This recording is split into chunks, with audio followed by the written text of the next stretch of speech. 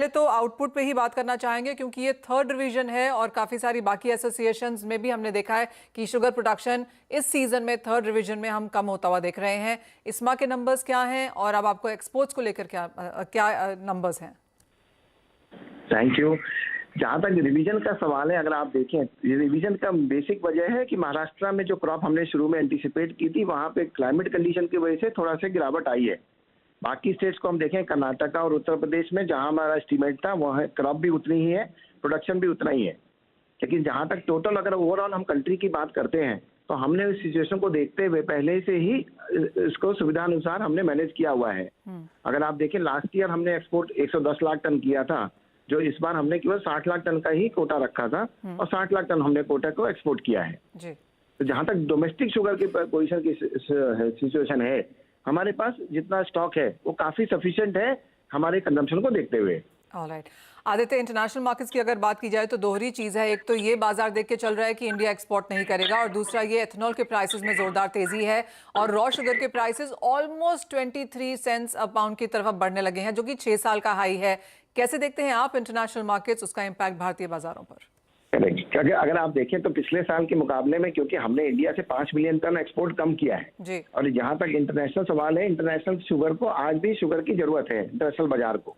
उसकी वजह से दाम हो रहे हैं। थोड़ा ब्राजील में क्योंकि डिले हो गया है, इसकी वजह से प्राइसेस हाईएस्ट लेवल पे आ गए हैं। लेकिन जहां तक हमारा इंडिया का सवाल है, हमको अपने पहले कंज्यूमर्स को देखना है, उसके बाद हमको अपने एथनॉल प्रोग्राम को देखना है, उसके बाद जो हमारे पास सरप्लस होगा वही हम वर्ल्ड मार्केट को एक्सपोर्ट कर सकते हैं। आदित्य, इंडियन डिमांड फिलहाल यहाँ पर कैसी है? इंडियन मार्केट्स में जो शुगर प्राइस हमने पिछले 1 महीने में बढ़ते हुए देखे हैं, उसे आप कैसे देखते हैं? क्या ये ट्रेंड जारी रहेगा? और दूसरा, इंडियन डिमांड कैसी है? क्योंकि इस बार समर्स जल्दी आई हैं, बाजार को ये लगता है कि हम ice cream, bulk production, stockist demand भी यहाँ पर बेहतर रहता हुआ देख रहे हैं। जहाँ तक अगर आप शुगर प्राइस की बात करें तो अगर आप लास्ट ईयर से कंपेयर करें तो प्राइस उसी लेवल पे है, जबकि सरकार द्वारा एक एफआरपी का पिछली बार से रिवीजन किया गया है, revision of the FRP prices. उसके बाद भी आज के डिमांड को, इंटरनेशनल प्राइसेस को देखते हुए, डोमेस्टिक प्राइस को देखते हुए भी प्राइस उसी लेवल पे हैं जो लास्ट ईयर के प्राइसेस के लेवल पे थे। और जहां तक डोमेस्टिक डिमांड की बात है, अगर हम देखें तो मोटा मोटा डिमांड हमारी वही है जो लास्ट ईयर की थी।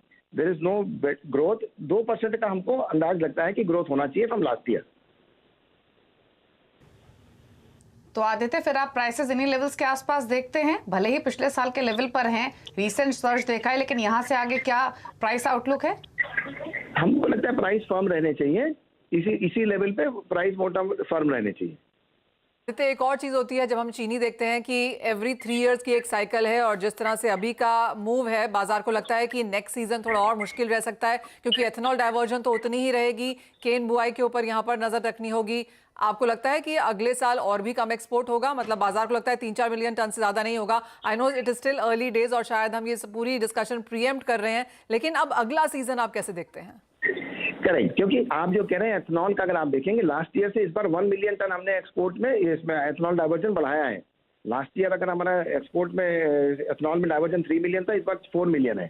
तो approximately now as the programme is progressing, ethanol का हम लोग को धीरे धीरे डाइवर्जन बढ़ाना ही होगा, एथेनॉल की सप्लाईज को भी बढ़ाना होगा। तो हम कंज्यूमर के बाद, एथेनॉल प्रोग्राम के बाद जो सरप्लस होगा वही हम एक्सपोर्ट कर सकते हैं। So as a sugar industry champion, फिर आदित्य, नेक्स्ट सीजन अब आप क्या नंबर्स यहाँ पर लेकर चल रहे हैं? ओपनिंग स्टॉक तो सरकार की तरफ से क्लियर हो ही चुका है, एक्सपोर्ट्स आप कहते हैं नंबर पे डिपेंड करेगा, एथेनॉल डाइवर्जन भी यहाँ पर चलता रहेगा। तो आप कहेंगे sugar industry in that sense it's like a changing map? Sugar industry is in a very comfortable position, that I can assure you, because now we have a better product mix. We have a domestic consumption, ethanol, as well as our export balance. जी। तो हम अपने, जैसे मैंने आपको बताया, हमारी priorities पहले हमारा कंज्यूमर है, उसके बाद हमारा एथेनॉल प्रोग्राम है, उसके बाद जो हमारे पास सरप्लस होगा वो हम बैलेंस करेंगे अपने स्टॉक्स को लेके। ओके, चलिए, शुक्रिया आदित्य जी बातचीत करने के लिए, सही पहलुओं पर अपने क्विक व्यूज रखने के लिए। अजय से एक व्यू प्राइसेस पर भी ले लेते हैं। आपने सुना पूरा कॉन्वर्सेशन आदित्य के साथ। अजय, वो तो यही मान रहे हैं कि प्राइसेस जो स्ट्रांग हुए हैं अभी नहीं लेवल्स के आसपास फर्म रहेंगे, आपका व्यू क्या है?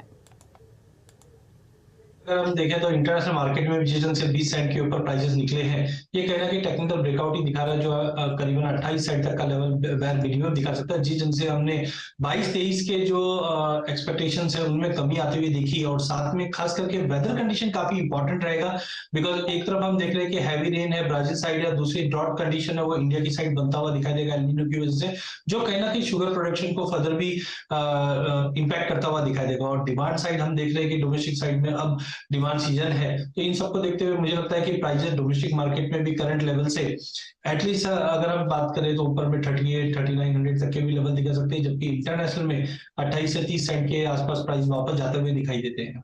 ऑल राइट, यानी कि 6 साल के हाईज के आसपास तो चीनी के भाव हैं।